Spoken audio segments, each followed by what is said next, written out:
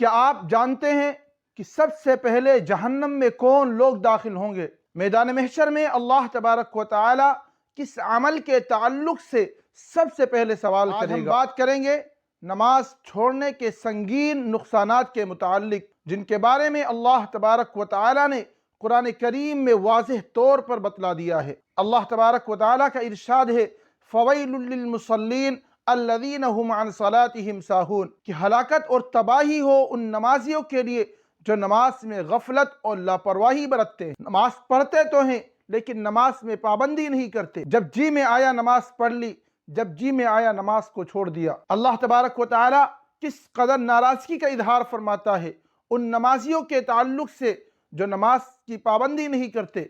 آپ سوچئے کہ جو سرے سے نماز پڑھتے ہی نہیں، وہ اللہ تبارک و تعالی کی نظر میں کس قدر مبغوض اور دھتکارے ہوئے ہوں گے۔ ایک دوسری آیت میں ہے ما سلککم فی سقر، تمہیں جہنم میں کس چیز نے داخل کیا؟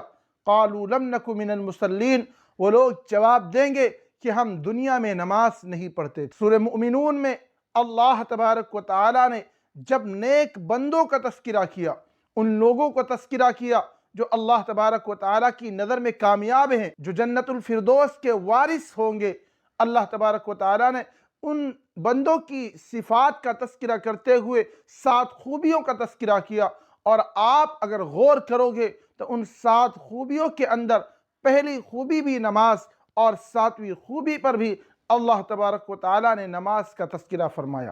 سوچئے اللہ تبارک و تعالی کی نظر میں نماز کتنی اہم عبادت ہے۔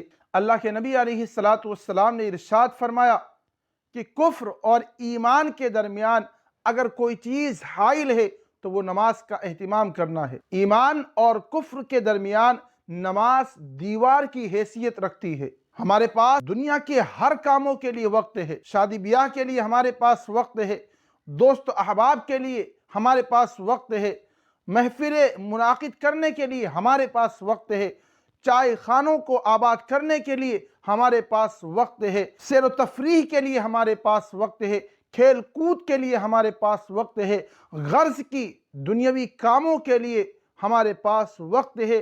اگر ہمارے پاس وقت نہیں ہے تو اپنے تعلق کو اپنے رب سے مضبوط کرنے کے لیے، اپنی جبین کو اللہ تبارک و تعالیٰ کے سامنے جھکانے کے لیے، اپنے تعلق، اپنے رشتے کو اللہ سے مضبوط کرنے کے لیے، نماز بندوں اور رب کے درمیان تعلق اور کنیکشن کو مضبوط کرنے کا بہترین ذریعہ ہے۔